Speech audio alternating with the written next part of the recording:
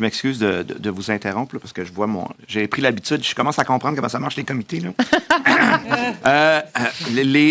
Parce que moi, je vous parle pas nécessairement du système général, je parle d'un fonds d'urgence qui pourrait être utilisé dans des cas fortuits. Puis tu sais, il y a des mesures vous parler de mesures de soutien pour la transition énergétique, c'est parfait. Et moi, j'ai rencontré il y a quelques semaines un de mes producteurs dans mon comté. Là. Il n'a pas pu faire aucune récolte en 2017, aucune récolte en 2019 à cause des inondations. C'est des cas extrêmes, des gens qui ne sont pas couverts. Est-ce qu'on peut envisager des aides ponctuelles? Je pense qu'il faudrait qu'on commence à penser à ça. Si le comité arrivait avec des recommandations en ce sens-là. Il y a différents programmes qui existent. Puis je vais prendre l'exemple de Agri-investissement. C'est un programme où les producteurs peuvent chaque année aller chercher un 10 000 en fait, sans condition. Mais une aide directe, vous n'envisagez pas ça du tout? Bien, il faut vraiment... c'est fait sur la base des impacts. On va prendre ce genre de décision-là sur la base des données. Donc, dépendant des programmes...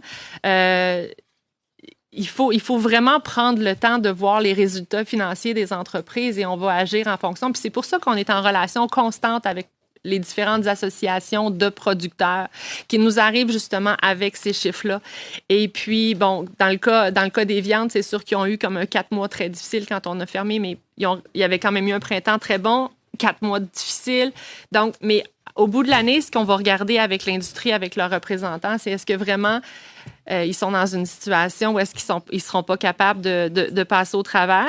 Il y a des programmes qui passent avec à travers les provinces aussi. Donc là, ça va être à la province de faire la demande. Je vais encore vous couper. Je suis désolé. J'espère que vous ne prenez pas comme un manque de respect. Mais j'ai une question bien importante que je veux vous poser parce que vous avez parlé de la ratification la plus rapide possible de l'ACUM. Oui. Vous êtes consciente, évidemment, c'est une question qui a été soulevée ici en comité de l'enjeu du 1er août pour les exportations, les quotas d'exportation qui ont été imposés dans l'entente. J'espère qu'au ministère, vous êtes très conscient de ça et qu'on va prendre toutes les précautions pour que ça rentre après le 1er août. Ben, on va suivre le processus parlementaire pour ce qui est de l'adoption de l'entente, mais je suis très consciente de ça, puis on va voir qu'est-ce qu'on peut faire en conséquence. Merci